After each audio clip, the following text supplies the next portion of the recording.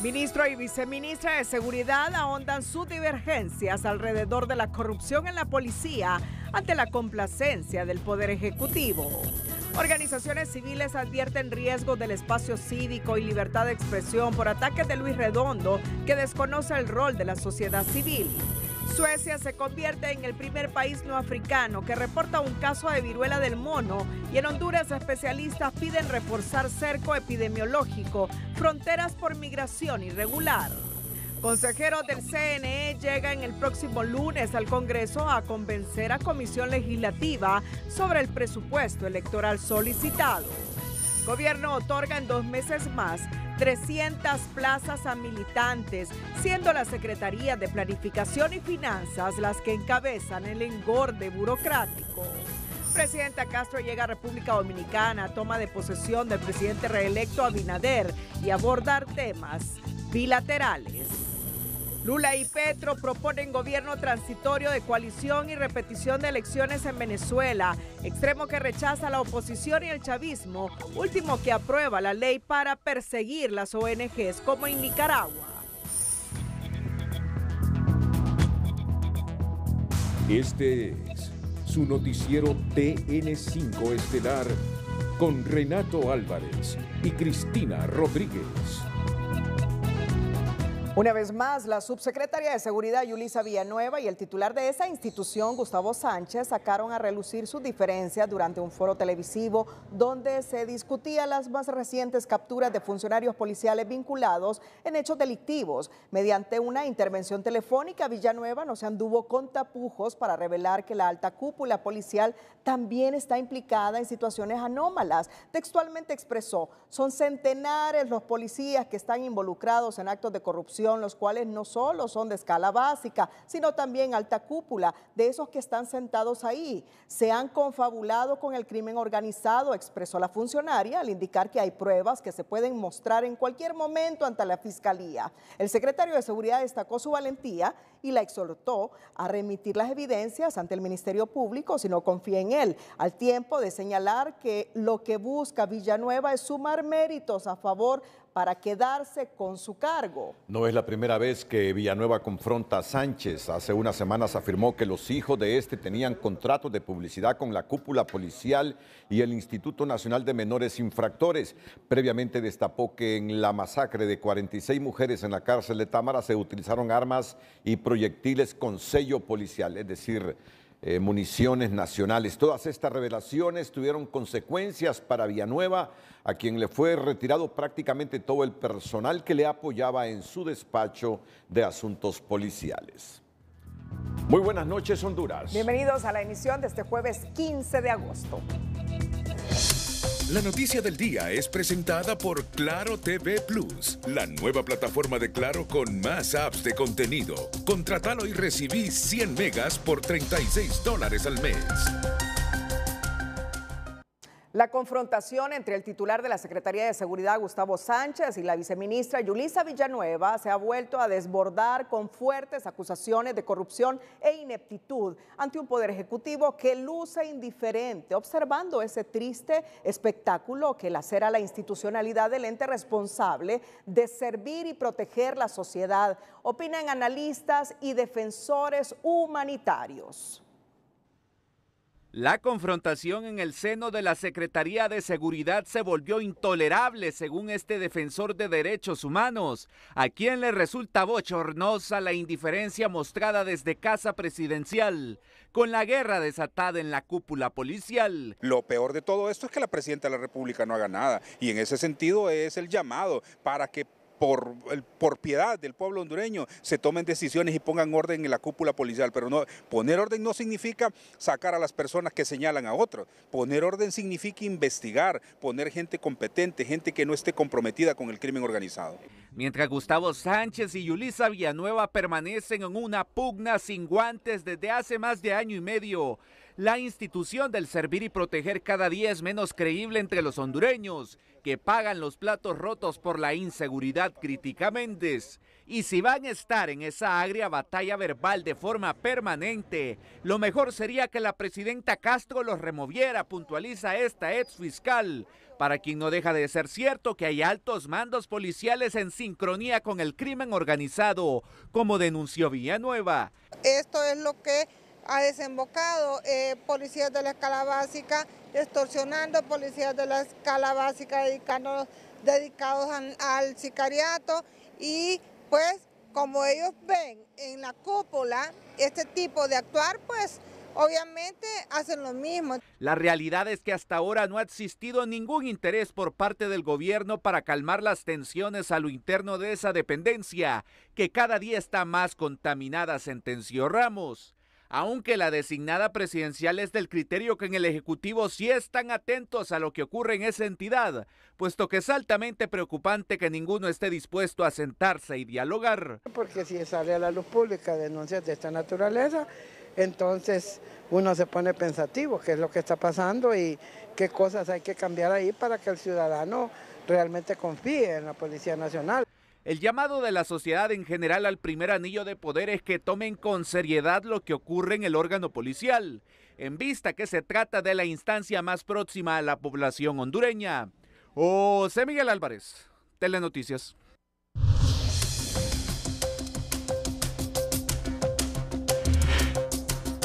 El fiscal general Joel Zelaya ordenó este jueves la reestructuración inmediata de la Dirección de Medicina Forense, así como el nombramiento de su nuevo titular.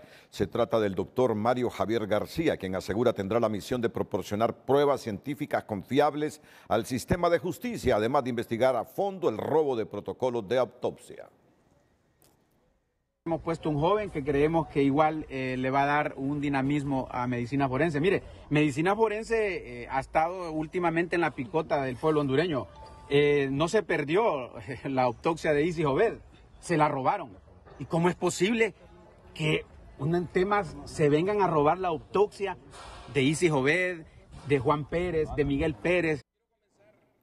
Zelaya señaló que vienen más requerimientos fiscales contra exfuncionarios al tiempo de aclarar que su trabajo no se trata de hacer persecuciones políticas, una frase que lamenta se volviera recurrente escuchar entre actores políticos. Los que se les presenta requerimiento fiscal solo saben decir persecución política. No seamos sinvergüenzas, sabemos lo que le han hecho a este país y todavía salimos diciendo persecución, persecución, persecución. No puede ser, Honduras merece respeto. El fiscal general aseguró que no retrocederá en sus actuaciones porque su compromiso es con el pueblo. Este jueves un juez dictó medidas sustitutivas para Rolando Federico Pujol, Luis Roberto Aparicio Godoy, Oscar Rolando Mendoza y Liz Moncada, vinculados al caso Casas Contenedores. Los imputados se presentaron de manera voluntaria y se les acusa de fraude en el fallido proyecto Ciudad Morazán. Ellos han quedado con medidas sustitutivas, audiencia inicial el próximo miércoles 28 de agosto a las 9 de la mañana. Bueno, recordemos de que la participación de ellos son diferentes, ¿verdad? Unos son de instituciones del Estado y otros son de instituciones bancarias. El rol de cada uno no está definido, eso va a ser en la audiencia inicial que se va a ir aclarando cuál fue la participación de cada uno de los imputados. Por este caso también ha sido acusado el exministro de la Presidencia, Eval Díaz. La audiencia de este jueves se desarrolló en el circuito de corrupción, crimen organizado y medio ambiente. El exdiputado del Partido Nacional, Oscar Nájera, se presentó este jueves en las instalaciones de la Agencia Técnica de Investigación Criminal en Comayagüela.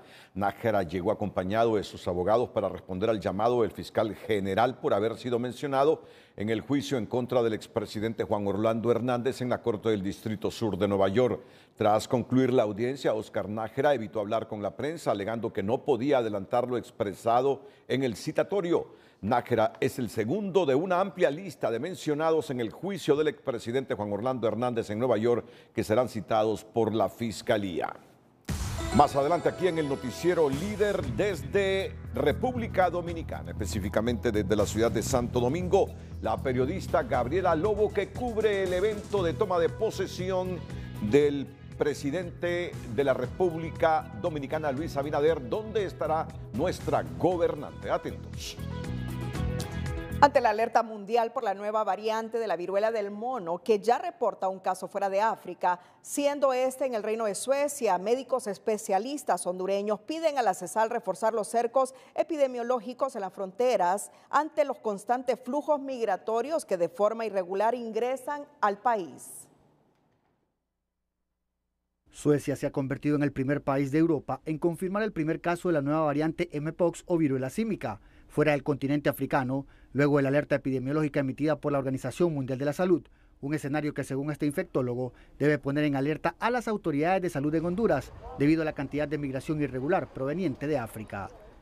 O no solo migrantes a través de la frontera, los migrantes que vienen de Sudamérica, de otros países de Centroamérica, sino también los que entran por vía aérea, ¿verdad? Los que entran también por embarcaciones a través de los puertos, ¿verdad?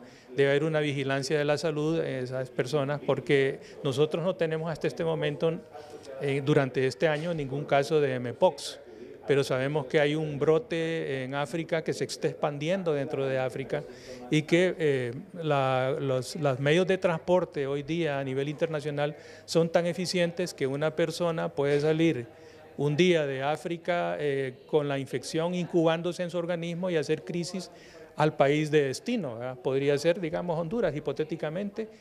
Según informes del Comisionado Nacional de los Derechos Humanos, de enero a la primera semana de agosto, al menos 248.061 migrantes cruzaron el istmo centroamericano, provenientes de África y Asia. Desde la Secretaría de Salud aseguran que ya se han activado los protocolos de seguridad y vigilancia en puntos fronterizos, pero de momento la viruela símica no representa una amenaza a los hondureños.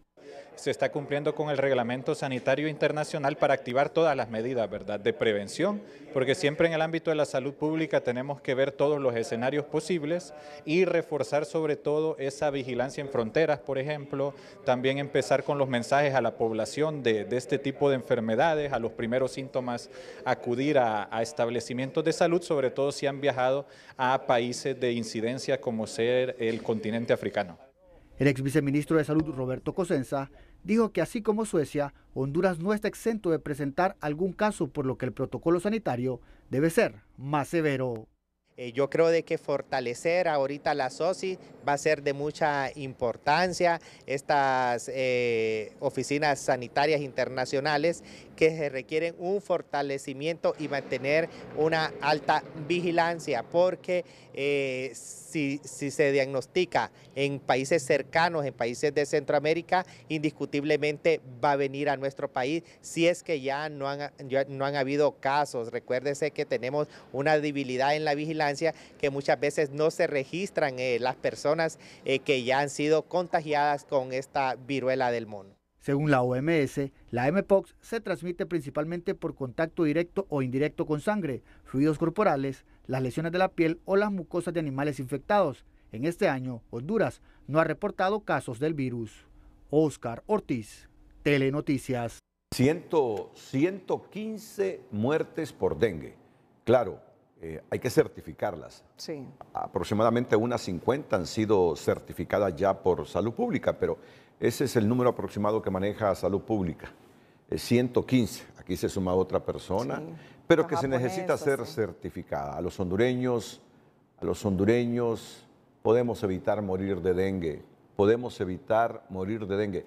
A tomar todas las precauciones. ¿Te acuerdas cuando estabas embarazada? Sí, que mandamos a hacerte un reportaje a tu casa, barriendo, limpiando la pila, para que sugirieras a la gente lo que es fácil hacer para un hombre, para una mujer, para una hija, para un hijo, para cualquiera del hogar, limpiar nuestras pilas, no tener ahí sin protección almacenada agua limpia, porque ese es el criadero mejor para este mosquito transmisor del dengue, la Aedes aegypti. Muchas de las muertes, de las 115 o 116 muertes por dengue este año, se pudieron haber evitado.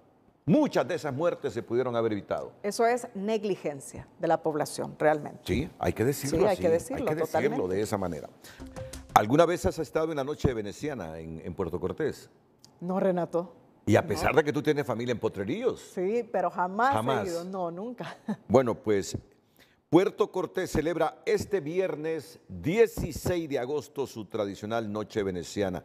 Un colorido desfile de góndolas iluminarán las aguas de la bahía porteña.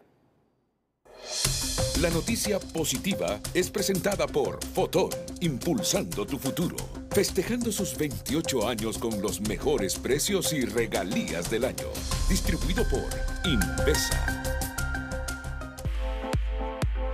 La Noche Veneciana es una tradición en la Feria de los Porteños desde 1940. Inició con la llegada de migrantes italianos que iluminaban sus embarcaciones en las noches de agosto, emulando las góndolas de Venecia. Estamos en esta etapa recta final hacia lo que va a ser la Noche Veneciana este viernes 16 en la Playa Municipal del Porvenir. Todo un espectáculo, la Noche Veneciana en sí lo es, ¿verdad? Con todo el desfile de góndolas, las luces, los fuegos artificiales en la bahía de Puerto Cortés, una belleza completa. Es una festividad icónica en Puerto Cortés, una exhibición artística de góndolas adornadas con distintivos diseños, luces y matices que solo las vivencias, ilusiones y creatividad de un artista porteño puede inventar. Es la parte fundamental que nosotros tenemos en nuestra feria, es el ícono de Puerto Cortés, lo que es la Noche Veneciana. Vamos a tener alrededor de unas 20 góndolas, en donde sabemos que la gente se impresiona, viene a ver ese show bonito, ese desfile en todas nuestras playas. Cada noche veneciana en Puerto Cortés el cielo se pinta de colores, la luz de la luna se refleja en la bahía, en las aguas porteñas desfilan las góndolas, la noche en el puerto se vuelve mágica. José Velázquez, Telenoticias.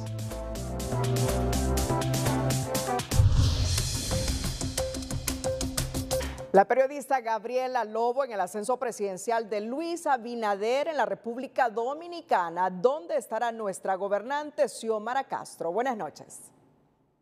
Buenas noches, Renato, Cristina. Este jueves en horas de la tarde llegó la presidenta hondureña Xiomara Castro a la ciudad de Santo Domingo para participar en la toma de posesión del presidente Luis Abinader. Se conoció que ella también va a participar en una serie de reuniones bilaterales, de acuerdo a lo informado por el canciller hondureño. Bueno, en general son temas de avance en las relaciones bilaterales y avanzar sobre todo en los temas que nos interesan como región.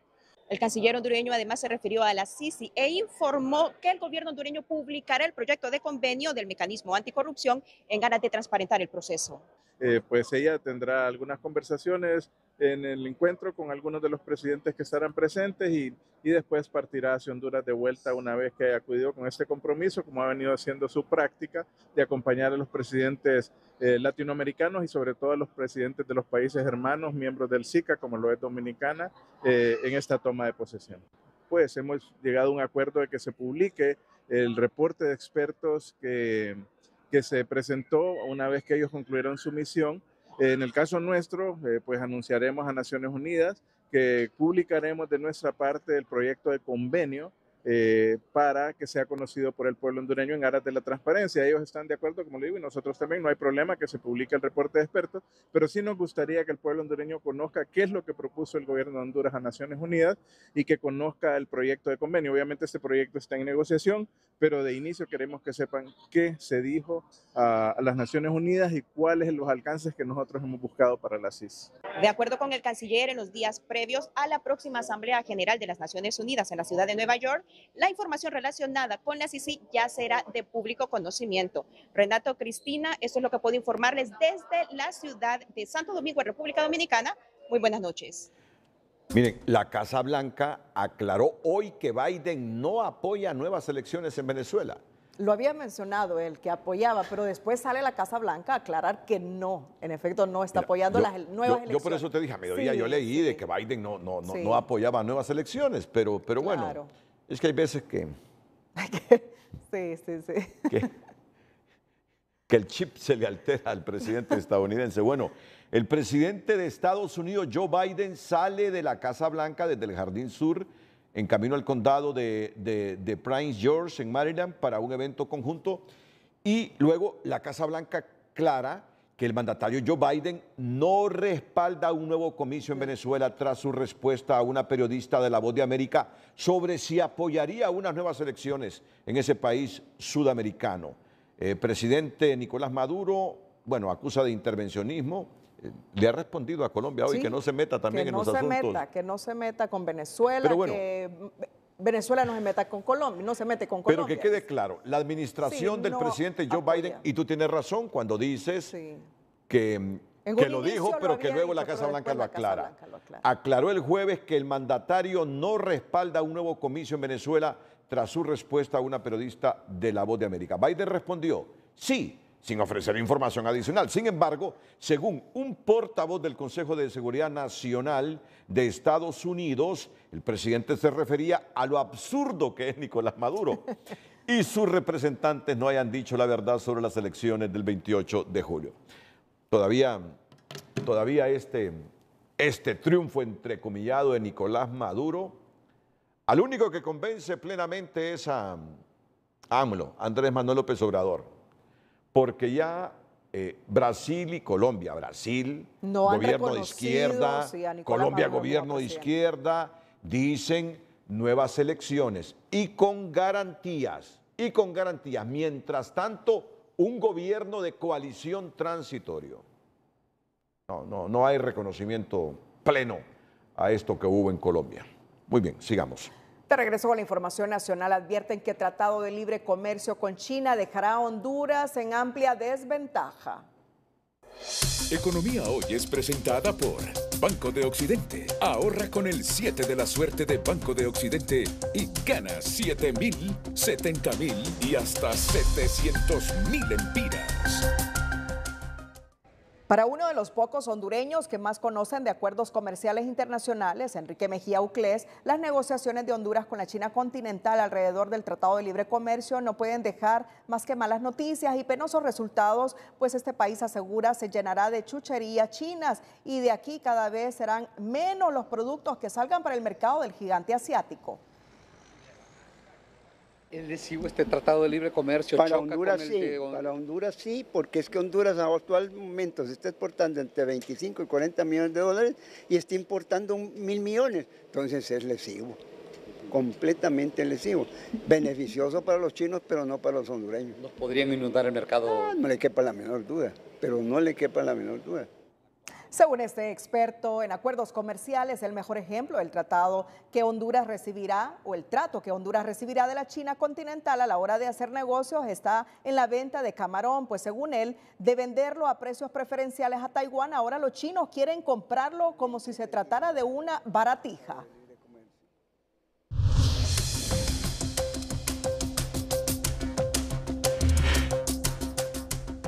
Bueno, el economista Ismael Cepeda consideró que es positivo que el Banco Central de Honduras esté comenzando a tomar medidas de política monetaria y cambiaria. Sin embargo, explicó que son tardías y contrarias a la dinámica económica que está mostrando el mercado internacional. Por lo tanto, contraerán la economía hondureña. Podríamos resaltar que por lo menos hay una acción del gobierno de tratar de equipararse en las dinámicas internacionales y lo que está sucediendo no solo en la bolsa, sino también en los movimientos geopolíticos, pero de igual manera el gran problema es que estamos haciendo tanto tardía como también contraria a esa reacción, como he mencionado, de la expansión monetaria.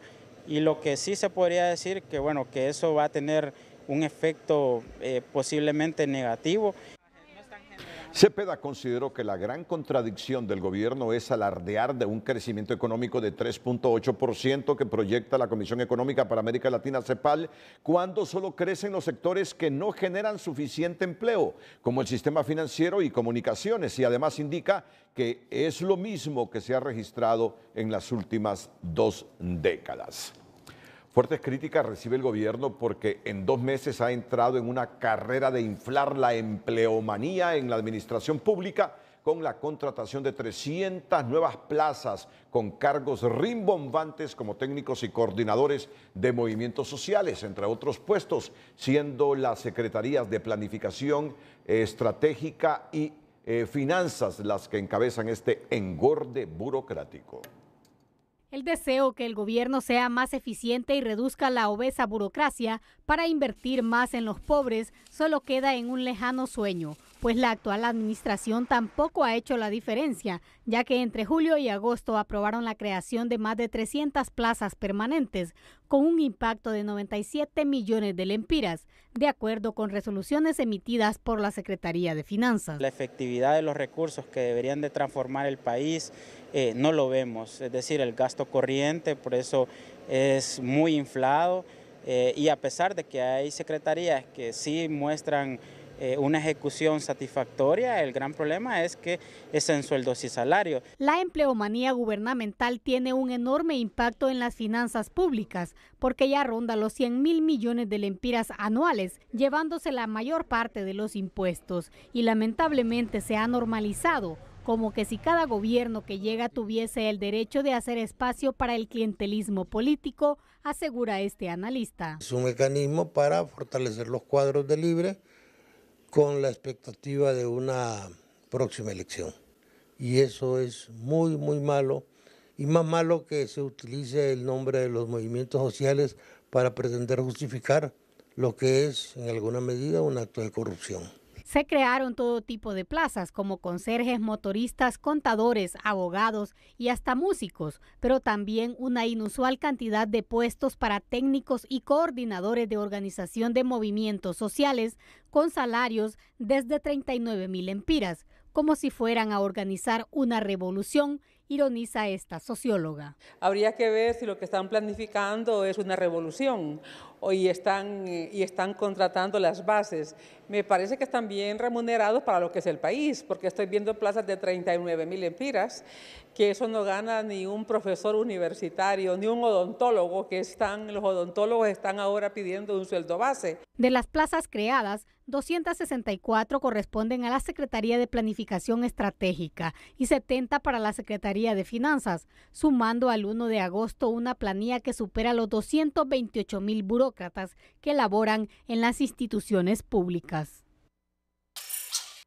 Los docentes agrupados en la Federación de Organizaciones Magisteriales realizaron este jueves un plantón en las instalaciones del INPREMA y luego en la rotonda del Boulevard Centroamérica en la capital para exigir la aprobación de las reformas a la ley del Instituto de Previsión de los Maestros en el Congreso Nacional. Queremos demostrar realmente y generar esa presión porque no podemos seguirle dando más dilatorias a este tema de la reforma a la ley del INPREMA, y es un mensaje pues que estamos enviando al Congreso para que una vez por todas ya sometan al debate, sometan a discusión y que esta ley ya esté aprobada y publicada en el Diario Oficial de la Gaceta ya para este mes de septiembre, y que esa noticia sea una gran noticia para nosotros en el Día del Maestro. La dirigencia magisterial tiene la certeza que el 99% del magisterio apoya las reformas del Instituto de Previsión y que el 1% restante que se opone es por intereses particulares porque aspiran a cargos de elección popular o en las propias organizaciones magisteriales. Mire, este tema ha generado mucha controversia. Hoy el COEP es el Consejo Hondureño de la Empresa Privada, considera que incrementar las cotizaciones y ampliar los beneficios sin un sustento actuarial razonable y sin garantizar un equilibrio financiero es una medida irresponsable, puesto que dichas reformas deben ser respaldadas por estudios actuariales transparentes y rigurosos que aseguren la vida de la institución a largo plazo, porque se podría disparar el déficit actuarial. La empresa privada, como ustedes lo escuchan, se opone a la reducción de la edad de jubilación de 59 a 55 años y reducción del tiempo de servicio de 25 a 20 años. Además, rechaza el incremento del 5% de la aportación patronal en las cotizaciones porque afectaría la viabilidad financiera de escuelas y colegios privados. De igual manera, la empresa privada se opone a la creación de un nuevo ente regulador para supervisar los fondos de pensiones y en su lugar recomienda fortalecer a la Comisión Nacional de Bancos y Seguros. Sobre esta controversia que tienen los maestros, unos que apoyan, otros que no a estas reformas, tenemos más detalles aquí en el Noticiero Líder. En nuestra sección del emprendedor. Para los docentes afiliados al Instituto de Previsión. Sí beneficia, Mario. Tenemos 15.000 compañeros, vuelvo a decirlo, que están listos.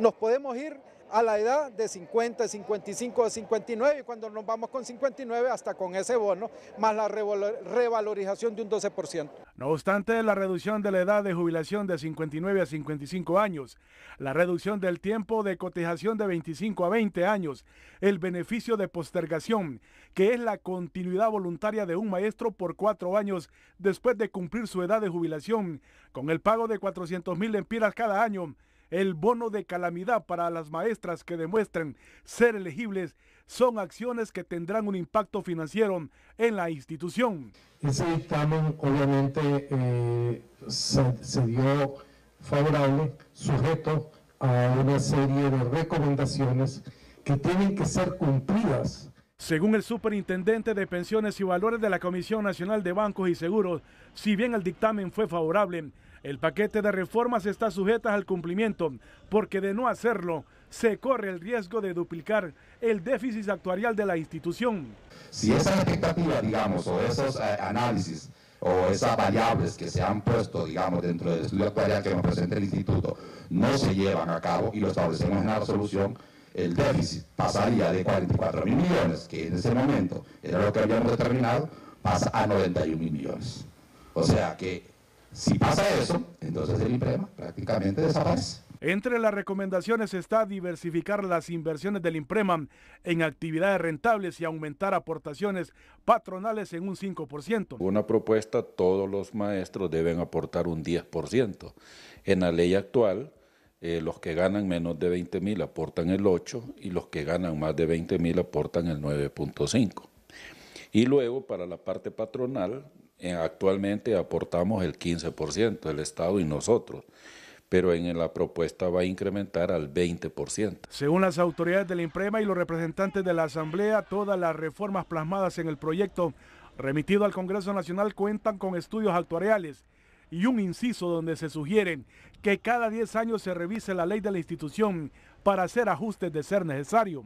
Y los estudios actuariales dicen que sí es posible, que sí es potable y que sí es viable. Es decir, que la Comisión Nacional de Banca y Seguros da un dictamen favorable, así como el dictamen técnico y financiero y actuarial que da lo que es finanzas y la misma Comisión de Banca y Seguros. Según Hernández, los actuarios del INPREMA han estudiado todos los escenarios para no afectar el Instituto de Previsión de los Maestros.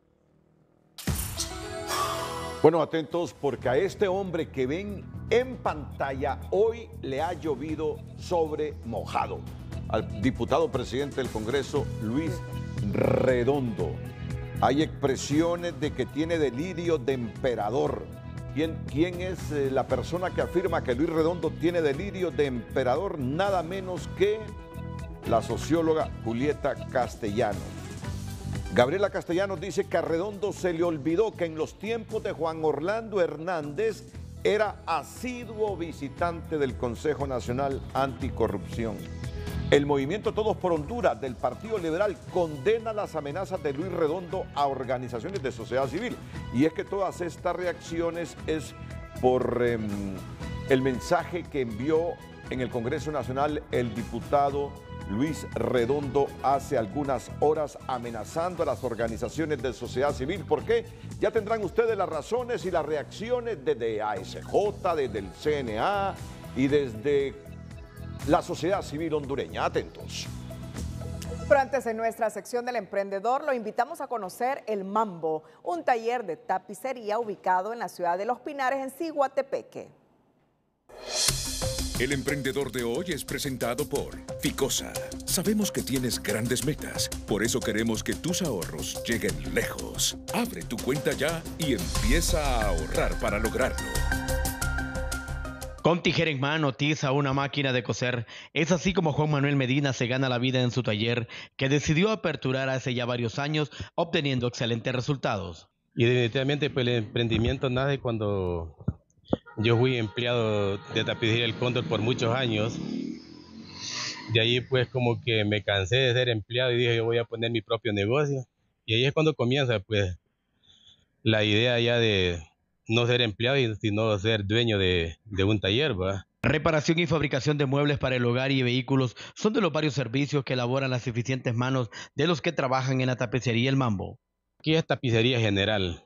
digamos, cuando hablamos de tapicerías generales, que nosotros hacemos asientos de muebles de carro, tapicería de muebles, no solo reparamos muebles, sino que también construimos muebles de encargo también nosotros aquí, tapicería de motos, sillas de comedor, como es camas matrimoniales, todo tipo de trabajo hacemos nosotros aquí. Su mejor publicidad han sido sus trabajos y los amigos que lo recomiendan, pero usted lo encuentra en el barrio del centro de Ciguatepeque o puede llamarle al 9380-3224.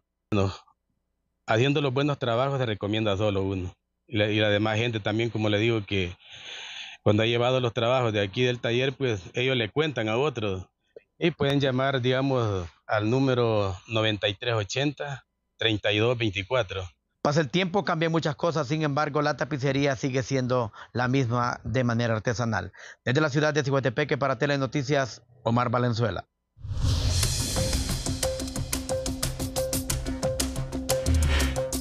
En Educación Financiera, conozca los beneficios de contar con un plan financiero, los objetivos que persigue y cómo elaborarlo.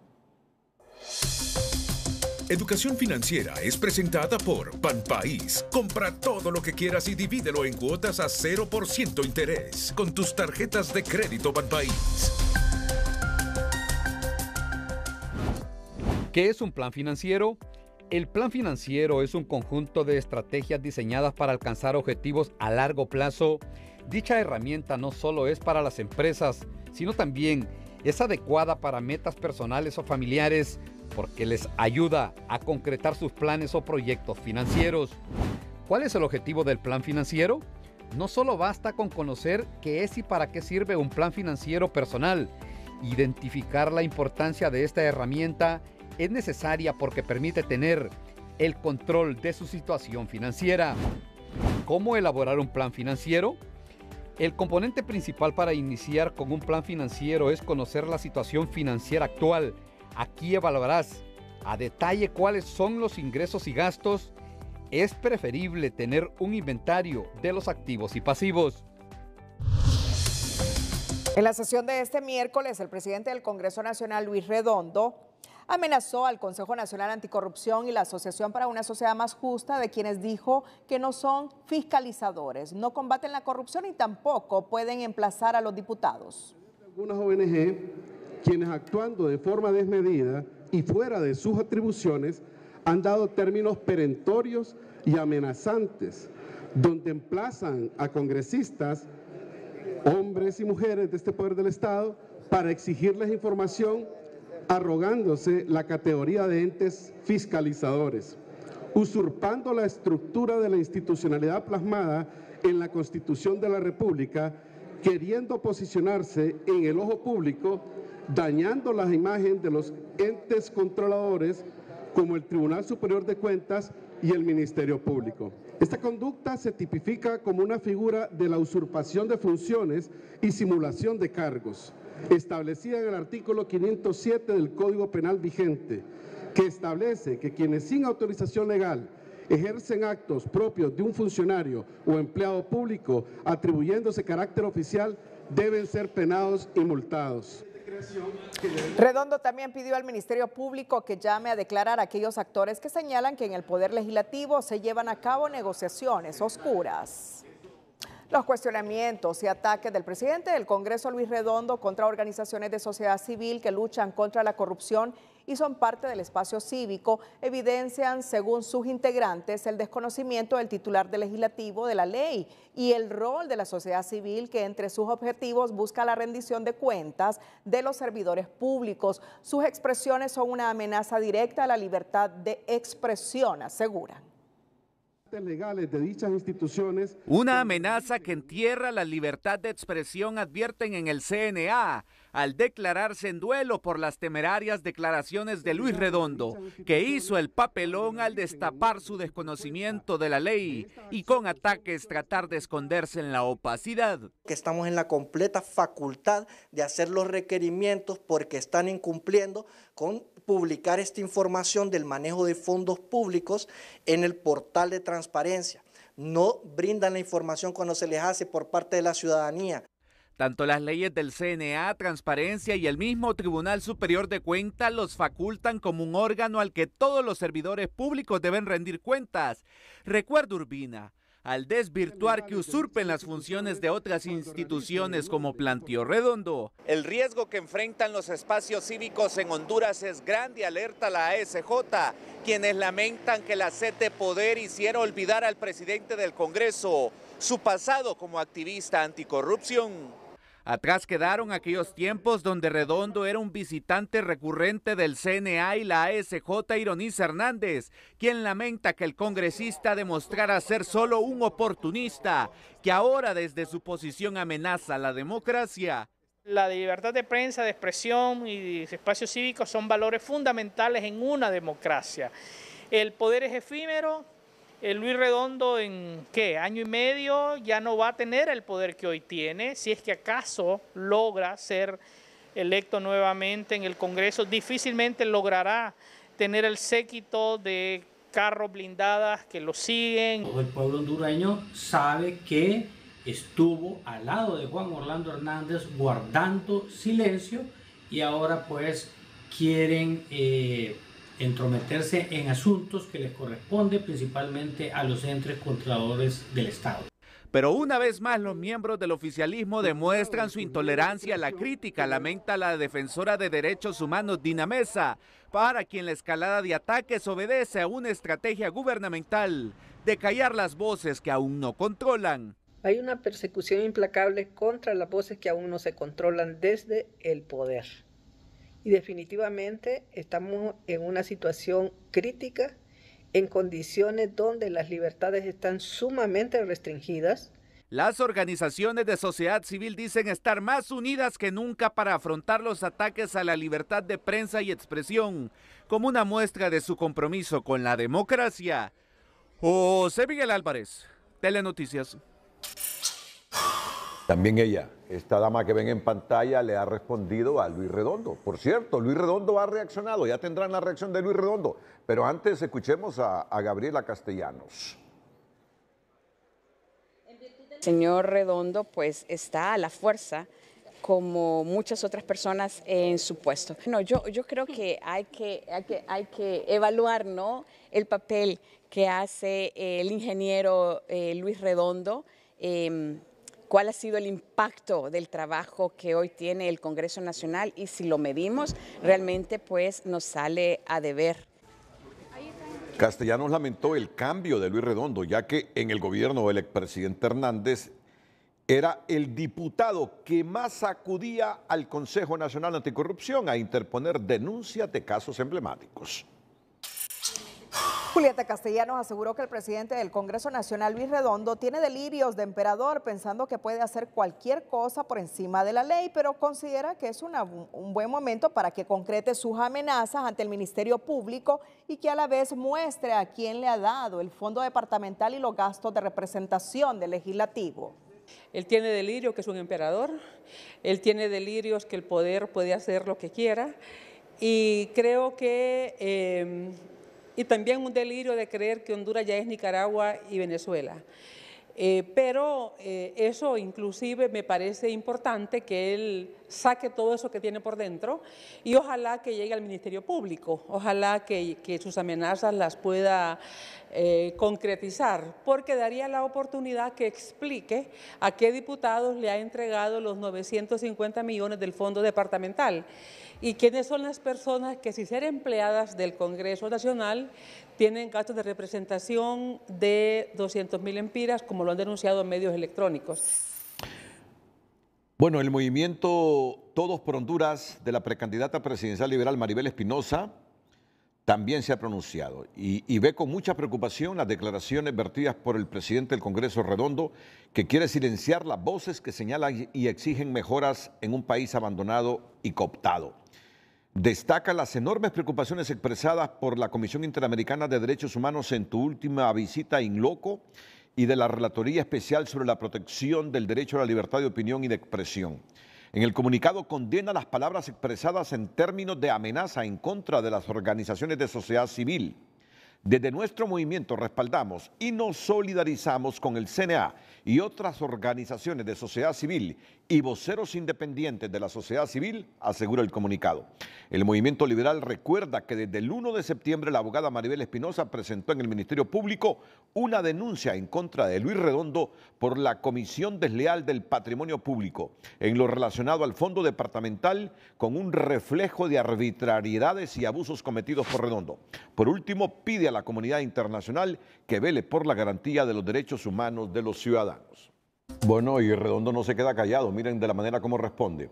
Si hubiera permitido que la Corte Suprema de Juan Orlando Hernández se hubiera quedado en el cargo al margen de la Constitución, si hubiera permitido que el fiscal general de Juan Orlando Hernández se quedara en el cargo al margen de la Constitución, si hubiera pagado dinero, pauta publicitaria a los Hermes, si hubiera dejado que siguieran los fideicomisos que privatizaron la hacienda pública, si no se hubiera declarado la energía un derecho fundamental, si hoy entraran los carros de bolsa de valores al Congreso Nacional, si se permitiera en el Congreso Nacional la aprobación de contratos que solo dañan al pueblo hondureño, si se hubiera permitido la venta del territorio y la soberanía con las sedes, si después de conocer lo que algunas fracasadas y cómplices organizaciones de sociedad civil, que no son sociedad civil, realmente hacían y no hacían, y hubiera continuado creyéndoles o aceptando su discurso de que los narcotraficantes eran lo mejor que nos podía pasar, etcétera,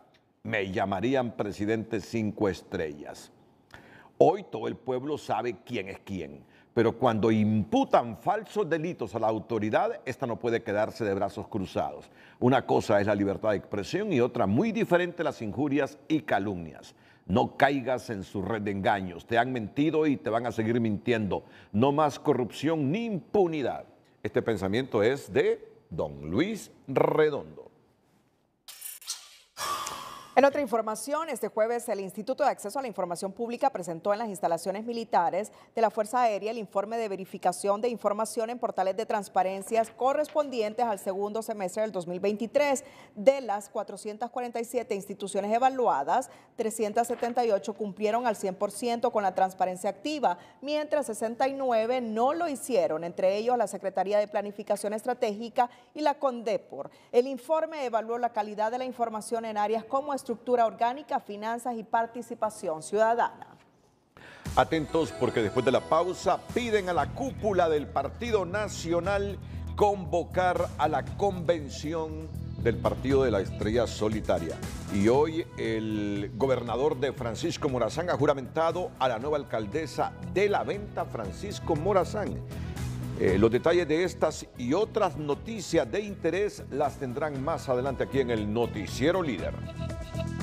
Pero antes, en el marco de la campaña de sensibilización sobre violencia basada en género, Yo Digo No a la Violencia, liderada por USAID, la Fundación Intur se enorgullece de ser uno de los socios estratégicos que promueven estas importantes iniciativas. Hoy en Tegucigalpa se llevó a cabo la primera jornada de capacitación dirigida a docentes y jóvenes líderes, quienes formarán un comité para replicar este proceso en sus comunidades.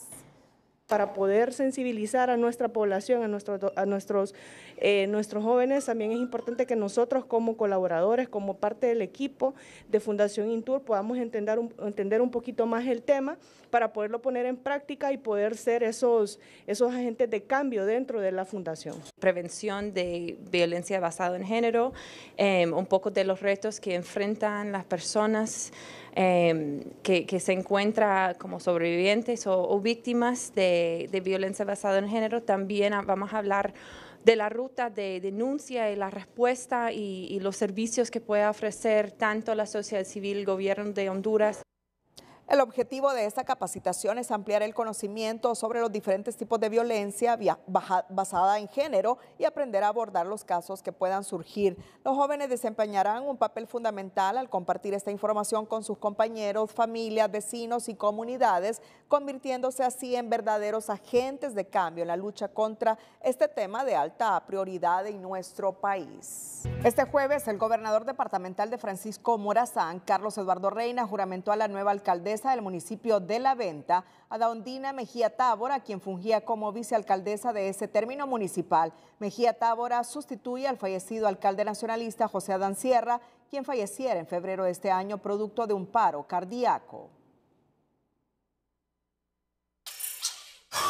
En materia política, el veterano dirigente nacionalista Roberto Ramón Castillo, crítico mordaz de quienes hoy dirigen esta institución, le pide a la dirigencia del partido o al mismo David Chávez, presidente por ley del Comité Central y prófugo de la Justicia, convocar cuanto antes a la convención partidaria.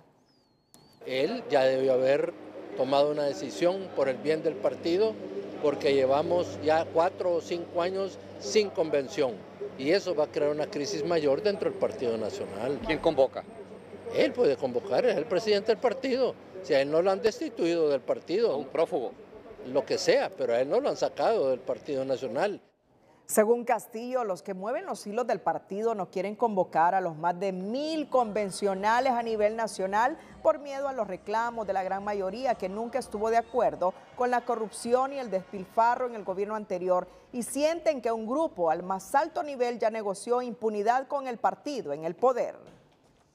El vicepresidente del Congreso Nacional y de la Comisión de Presupuesto, Hugo Noé Pino, anunció este jueves que sostendrán el próximo lunes una reunión con los consejeros del CNE para que expliquen en detalle el presupuesto de más de 1.000 millones que solicitan para las elecciones primarias previo a su aprobación. El Consejo Nacional Electoral es el primer convocado para el próximo lunes por la Comisión de Presupuesto del Congreso Nacional para que explique a detalle el presupuesto de elecciones de la primaria del 2025. Vamos a comenzar con 2 elementos importantes que se han anunciado y enviado hoy. La primera es una convocatoria al Consejo Nacional de Elecciones, pero en lo que respecta a la parte administrativa, para que el lunes a las 10 de la mañana nos puedan informar en detalle sobre el contenido del presupuesto, de tal forma que la comisión tenga todos los elementos de juicio que justifican este presupuesto de 1.492 millones. Pino detalló a Telenoticias que también ya se solicitó a la Secretaría de Finanzas la opinión sobre el presupuesto electoral de los comicios primarios. Simultáneamente se ha enviado también el día de hoy una solicitud a la Secretaría de Finanzas solicitándole la opinión respectiva que tiene sobre el presupuesto enviado a Finanzas. Asimismo, explicó que el presupuesto de elecciones primarias se estaría discutiendo y aprobando el próximo miércoles y que la comisión también analiza cuál será el mecanismo para transmitir los resultados electorales. La diputada del Partido Nacional, Johanna Bermúdez, aseguró que están listos para acompañar la aprobación del presupuesto. Nosotros como bancada estamos listos para poder aprobar el presupuesto. Lo que sí nos angustia a nosotros es que también a la par se aprobar una normativa jurídica para la ejecución del presupuesto. Y en el artículo número 1 autoriza al CNE a hacer compras directas de insumos, suministros, equipos, todo. Y eso realmente a nosotros nos preocupa. En tanto, el Congreso Nacional avanzó esta semana en su segundo debate en la Ley Especial de Procedimiento de Compras que envió el Consejo Nacional Electoral, normativa que ayudará para ejecutar el presupuesto. En una nueva ley procesal electoral que se debate en el Congreso Nacional, la última palabra para dirimir un conflicto electoral será la Sala Constitucional de la Corte Suprema de Justicia y no el Tribunal de Justicia Electoral como se está asegurando. Así lo explican integrantes de la Comisión de Dictamen. Pedro Cáceres, alcalde del municipio de San Juan de Flores en el departamento del Paraíso, aún recuerda la espera de 2 años para asumir su cargo luego de ganar las elecciones municipales.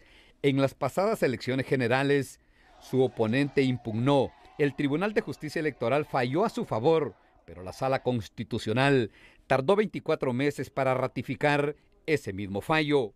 Y que por favor las autoridades competentes den por el último ente, ¿verdad?, finalizado al Tribunal de Justicia Electoral para que no vuelva a pasar lo que me pasó a mí y a demás compañeros. ¿Y la comunidad? Claro que sí, nuestra comunidad fue la perdida.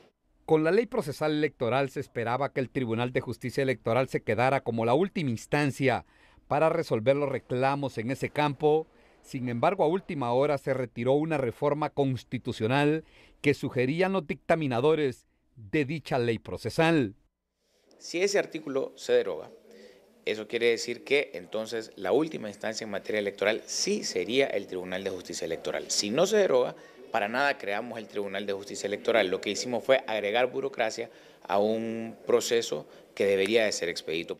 El nudo para dejar como la última instancia de los reclamos electorales al TJE está en el último párrafo del artículo 5 de la ley procesal, que consigna que sus resoluciones son definitivas y no procede recurso alguno, pero también dice que éstas serán sin perjuicio de lo dispuesto en la Ley de Justicia Constitucional. Pero si no quieren apartar a la sala por lo que sea, lo mejor es darles un tiempo y que en ese tiempo ellos tengan que resolver. ¿Cuál es el tiempo? Antes de que tomen posesión. Ingredientes que ya contiene la nueva ley procesal electoral, que en alguna medida fortalece al Tribunal de Justicia Electoral al establecer términos fatales para responder los reclamos electorales. En ese caso se crea la negativa ficta electoral, que es decir, que si el Consejo Nacional Electoral no resuelve las impugnaciones en 20 días, el impugnante puede venirse al Tribunal de Justicia Electoral, entendiéndose como que el Consejo Nacional Electoral ha denegado el recurso interpuesto ante él. También crea sanciones para el incumplimiento de las sentencias. Sin esta reforma constitucional, el Tribunal de Justicia Electoral se queda con dientes, pero sin colmillos, para ir al fondo de los reclamos electorales. Ulises Aguirre, Telenoticias. Y la jueza Ana Cardona ha denunciado en su cuenta de X amenazas y persecución luego de ser ratificada en la presidencia del Tribunal de Honor del Colegio de Abogados de Honduras.